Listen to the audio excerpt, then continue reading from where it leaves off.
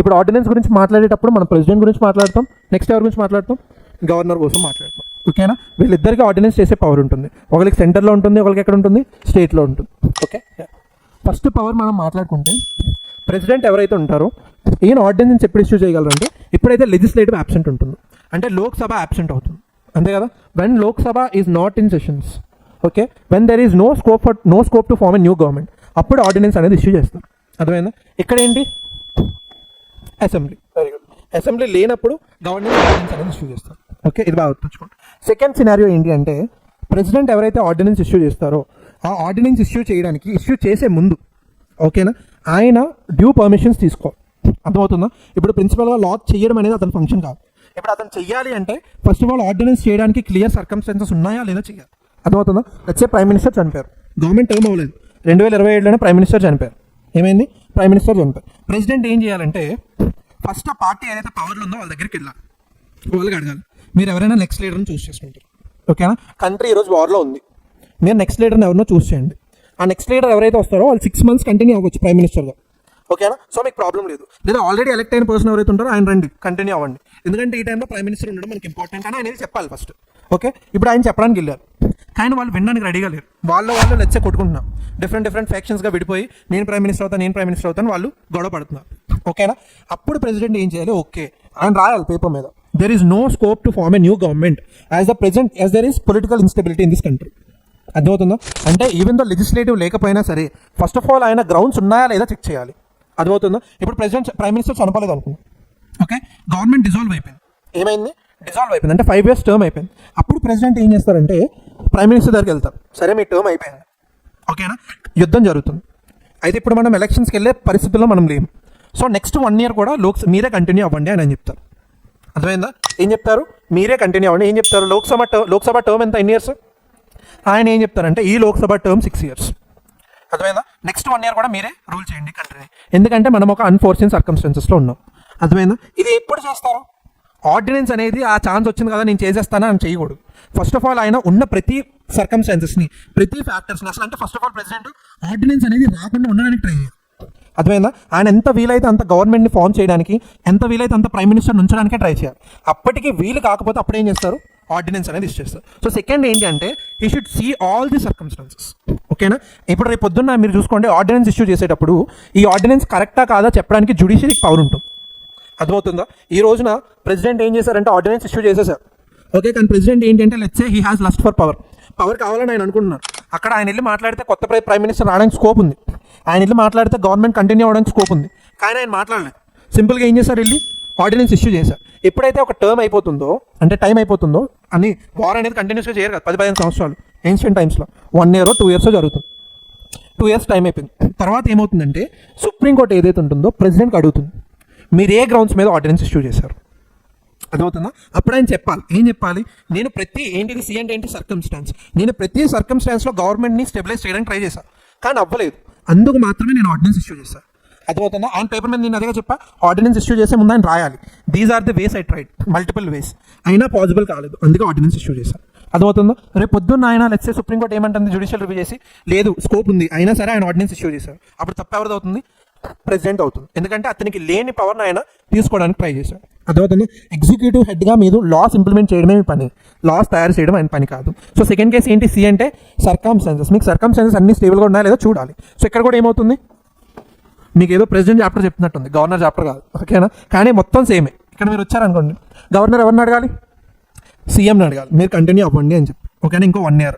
So ఎప్పుడైతే circumstances అన్నీ okay మనకు ఒబే అవ్వట్లేదో అప్పుడు ఆయన ఆర్డినెన్సెస్ ఇష్యూ చేయొచ్చు. ఓకే, 7th schedule ఎన్ని లిస్టులు ఉంటాయి? 3 లిస్టులు ఉంటాయి. ఏంటండి? Central, state and concurrent list. ఓకేనా, ఇప్పుడు ఆర్డినెన్స్ అనేది ఏ లిస్ట్ మీద చేయగలరు?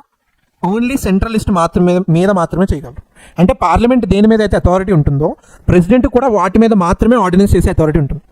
అర్థమవుతుందా? రేపు పొద్దున్న నాకు ఆర్డినెన్స్ చేసే పవర్ ఉంది కదా, నేను స్టేట్ సబ్జెక్ట్స్ మీద కూడా ఆర్డినెన్స్ చేసేస్తా అనగలరా ప్రెసిడెంట్? చేయలేరు. సో ఇన్ షార్ట్గా ఆర్డినెన్స్ అనేది పార్లమెంట్కి ఎంతైతే పవర్ ఉంటుందో సేమ్ పవర్ ఆర్డినెన్స్కి కూడా ఉంటుంది. అర్థమవుతుందో? వాళ్ళు ఓన్లీ ఏ లిస్ట్ మీద చేయగలరు? లో సెంట్రల్ లిస్ట్ మీద మాత్రమే ప్రెసిడెంట్ ఆర్డినెన్స్ ఇష్యూ చేయగలరు. అది ఎక్కడికి వస్తే ఏ లిస్ట్ అవుతుంది? Okay, state list. అర్థమవుతుందా? ఇవి మనకి మ్యాక్సిమం కంపారిజన్ ఆఫ్ పవర్స్. వీటి తర్వాత మనకు తెలియాల్సింది ఏంటి అంటే ఇన్ జనరల్గా ఏవైనా సరే ప్రెసిడెంట్ ఈ సెంట్రల్ లిస్ట్ దాటి ఏదైనా ఒక పర్టికులర్ విషయం మీద ఆర్డినెన్స్ ఇష్యూ చేశారంటే అది ఇన్కన్సిస్టెంట్ అంటే చెల్లదు. అర్థమవుతుందా? అలానే ఒక స్టేట్ లిస్ట్లో ఉన్న సబ్జెక్ట్ దాటి గవర్నర్ సెంట్రల్ లిస్ట్కి వెళ్తే అది కూడా ఏమవుతుంది? ఇన్కన్సిస్టెంట్ అవుతుంది. ఓకేనా?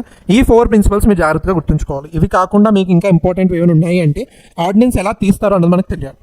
అర్థమవుతుందో? సో ఆర్డినెన్స్ తీయడానికి మనకు బేసిక్గా 4 అర్థమయ్యాయి కదా. ఫస్ట్ ప్రిన్సిపల్ ఏంటి? లోక్సభ అనేది పవర్ అంటే ఎగ్జిస్ట్ అయి ఉండకూడదు. సెకండ్ ఏంటి? సర్కమ్స్టెన్సెస్ చెక్ చేయాలి. సేమ్ ఇక్కడ కూడా అది చేయాలి. థర్డ్ ఏంటి? సెంట్రల్ లిస్ట్లో మాత్రమే లా చేయగలరు. ఇక్కడ ఏంటి? State list. ఇక్కడ ఏంటి? ఇన్కన్సిస్టెంట్. అంటే ఏదైనా ఆర్డినెన్స్ స్టేట్ లిస్ట్ మీద చేస్తే ఆ లా ఏమవుతుంది?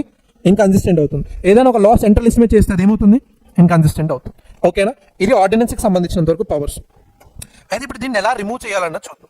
ఓకేనా? తర్వాత ఏమవుతుంది? ఎందుకంటే లోక్సభ ఎప్పటికీ అలానే ఉండిపోతుంది, ఏదో రోజు రీఫార్మ్ అవుతుందా లేదా. ఓకేనా? ఇక్కడ ఇంకొక ఇంపార్టెంట్ విషయం ఏంటంటే ఒక ఆర్డినెన్స్ యొక్క లైఫ్ 6 months. ఎన్ని మంత్స్?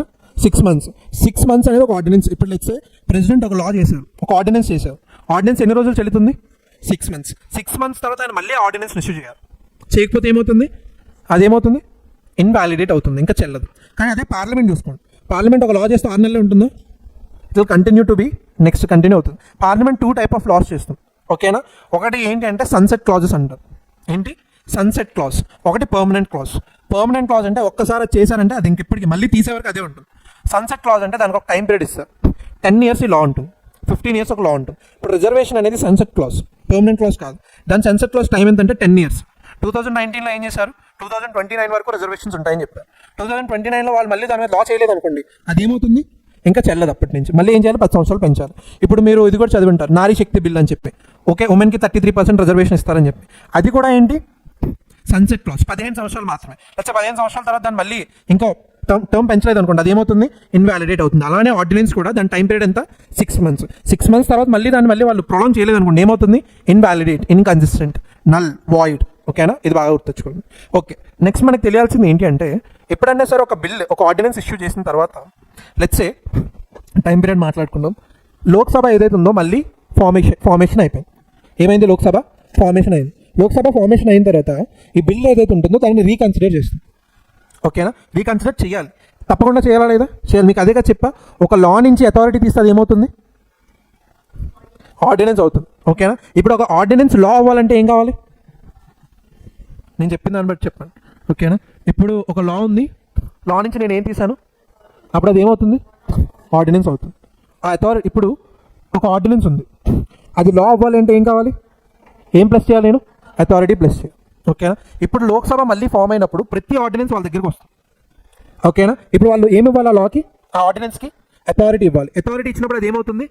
లా అవుతుంది. లా టెంపరీయా పర్మనెంట్? అయితే ఒకసారి లోక్సభ ఒక ఆర్డినెన్స్కి అథారిటీ ఇచ్చిన తర్వాత అది ఏమవుతుంది? పర్మనెంట్ లా అవుతుంది. అర్థమవుతుందా? సో ఇక్కడ ఫస్ట్ ఆఫ్ ఆల్ ఆర్డినెన్స్ అనేది ఒక టెంపరీ. ఓకేనా? ఆర్డినెన్స్ ఎందుకు టెంపరీ అంటే దానికి అథారిటీ లేదు. ఎప్పుడైతే లోక్సభ మళ్ళీ ఫామ్ అయ్యి ఓటింగ్ పెట్టి ఆర్డినెన్స్ చేస్తారు, ఆర్డినెన్స్ నెంబర్ 1, 2, 3, 4 అని ఉంటాయి. లోక్సభ ఫామ్ అయింది, లోక్సభ ఏం చేస్తుంది? ఆర్డినెన్స్ నెంబర్ 1 అని ఇంట్రడ్యూస్ చేస్తారు. ఓకే, దానికి ఏం చెప్తారు? ఈ పర్టికులర్ ఆర్డినెన్స్ పర్మనెంట్ అవ్వాలి అంటే దీనికి పార్లమెంటరీ అథారిటీ కావాలి. పార్లమెంటరీ అథారిటీ కావాలంటే ఉన్న 100 మందిలో దీనికి 50 people ఓట్ వేయాలని చెప్తారు. ఓకేనా? ఓటింగ్ పెట్టారు, 60 people ఓట్ వేశారు. ఇప్పుడు పాస్ అయిందా లేదా? పాస్ అయిందంటే సింపుల్గా దానికి పార్లమెంటరీ అథారిటీ వచ్చిందా లేదా? పార్లమెంటరీ అథారిటీ వచ్చినప్పుడు అది పర్మనెంట్ అవుతుందా, టెంపరీ అవుతుందా? పర్మనెంట్ అవుతుంది. ఇక్కడ మీకు అర్థమైంది కదా? ఏదైనా ఒక ordinance when it gets parliamentary authority అదొక లాగా మారుతుంది. సేమ్ హ్యాపెన్స్ ఈ రోజు. అర్థమైందా? గవర్నర్ ఏదైతే ఆర్డినెన్స్ చేస్తారో దానికి మళ్ళీ అసెంబ్లీ ఫామ్ అయిన తర్వాత వాళ్ళందరూ ఓటింగ్ పెడతారు. 19 చేశారు, మనం కంటిన్యూ అయిపోతాం అని ఉంచుతారా? ఉంచారు. డెఫినెట్గా పెట్టాలి. ఓటింగ్ పెట్టారు, పాస్ అయింది, అప్పుడు అది ఏమవుతుంది? ఆర్డినెన్స్ ఏమవుతుంది? లా అవుతుంది. ఓకేనా? ఆర్డినెన్స్కి లాకి మధ్యలో ఉండేది ఏంటి? అథారిటీ. ఫస్ట్ టైం చేసేటప్పుడు దానికి అథారిటీ ఉండదు. ఓకే, పెద్ద అంటే ప్రెసిడెంట్ చేసేటప్పుడు దానికి అథారిటీ ఉండదు, కానీ పార్లమెంట్ చేసినప్పుడు దానికి ఏమవుతుంది? అథారిటీ వస్తుంది. ప్రెసిడెంట్ చేస్తే అది ఆర్డినెన్స్, పార్లమెంట్ చేస్తే అదేంటి? లా. ఓకేనా? ప్రెసిడెంట్ చేస్తే అది టెంపరీ, అదే పార్లమెంట్ చేస్తే అది పర్మనెంట్. అర్థమైంది కదా? ఇది ఆర్డినెన్స్ నేచర్ మనకి సింపుల్. అర్థమవుతుందా? Let's say ordinance Lok Sabha form అయింది, ఇక్కడ అసెంబ్లీ ఫామ్ అయింది. ఆర్డినెన్సెస్ అన్ని పెట్టడం జరిగింది, ఇష్యూ చేశారు, ఓటింగ్ పెట్టారు, everything is good, nice, perfect, బాగానే ఉంది. కానీ ఇప్పుడు ఏమైంది అంటే ఈ సినారియోలో ఆ పర్టికులర్ ఆర్డినెన్స్ ఏదైతే ఉందో అది ప్రెసిడెంట్ చేసింది కానీ గవర్నర్ చేసింది కానీ అది ఓటింగ్ పెట్టలేదు. ఏం చేయలేదు? ఓటింగ్ పెట్టలేదు. అంటే అసెంబ్లీ లోక్సభ ఫామ్ అయింది, ఆర్డినెన్స్ యొక్క లైఫ్ ఎంత? 6 months. లోక్సభ ఫామ్ అయింది అంటే ఎన్ని మంత్స్ లోపల అది మళ్ళీ మనం అది లోక్సభ ముందు పెట్టాలి? 6 నెలల లోపు లోక్సభ ముందు పెట్టాలి, లేకపోతే అది ఏమవుతుంది? ఇన్వాలిడేట్ అయిపోతుంది. ఓకేనా. ఇప్పుడు లోక్సభ ఏం చేస్తుందంటే అది ఫామ్ అయిన తర్వాత ఇప్పటి వరకు లెట్స్ సే 20 ఆర్డినెన్సెస్ ఇష్యూ చేశారు. సేమ్ ఇక్కడ కూడా స్టేట్ గవర్నమెంట్ కూడా 20 ఆర్డినెన్సెస్ ఇష్యూ చేస్తుంది. Common example. అయితే వీళ్ళు ఏం చేస్తారంటే లోక్సభ కానీ అసెంబ్లీ కానీ ఇందులో ఎన్ని ఆర్డినెన్సెస్కి మనం అథారిటీ ఇవ్వాలి, అర్థమవుతుందా, ఎన్ని ఆర్డినెన్సెస్కి మనం కంప్లీట్ ఒక పర్మనెంట్ లాలా మార్చాలని చూస్తాం. చూసినప్పుడు వాళ్ళకి ఏమర్థమవుతుందంటే 15 ఆర్డినెన్సెస్కి మనం అథారిటీ ఇవ్వాలి. ఓకేనా. అంటే టెంపరీ నుంచి పర్మనెంట్కి మార్చాలి. ఇంకా ఎన్ని మిగిలిపోయి 5 మిగిలిపోయి. మళ్ళీ ఆ 5 ఓటింగ్ పెడతారా? పెట్టాల్సిన అవసరం లేదు. ఎందుకంటే 6 months తర్వాత అది ఏమవుతుంది, ఇన్వాలిడేట్ అయిపోతుంది. అర్థమవుతుందా. అంటే ఇన్వాలిడేట్ అయిన సింపుల్గా ఏంటంటే ఒక పార్లమెంట్ స్టార్ట్ అయిన తర్వాత, ఓకేనా, ఒక బిల్ ఏదైతే ఉంటుందో దాని ఆర్డినెన్స్ టైం లోపల దాన్ని ఓటింగ్ పెట్టి దాన్ని పర్మనెంట్ చేస్తే పర్లేదు, లేకపోతే అది ఏమవుతుంది, ఇన్వాలిడేట్ అయిపోతుంది. ఓకేనా. సో ఇన్ షార్ట్గా దాంతోపాటు లెట్స్ సే పార్లమెంట్ కానీ అంటే లోక్సభ కానీ ఇక్కడ అసెంబ్లీ కానీ స్టార్ట్ అయిన తర్వాత వితిన్ 6 weeks లోపు ఆర్డినెన్స్ అనేవి ఓటింగ్లో పెట్టాలి. ఎన్ని రోజుల్లో పెట్టాలి?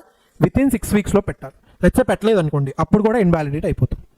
అర్థమవుతుందా. సో ఇన్ షార్ట్గా ఒక ఆర్డినెన్స్ లైఫ్ ఎంత అంటే 6 నెలల 6 వారాలు, 6 months and 6 weeks. అంటే ఇన్ షార్ట్గా 7.5 months, అంతే కదా.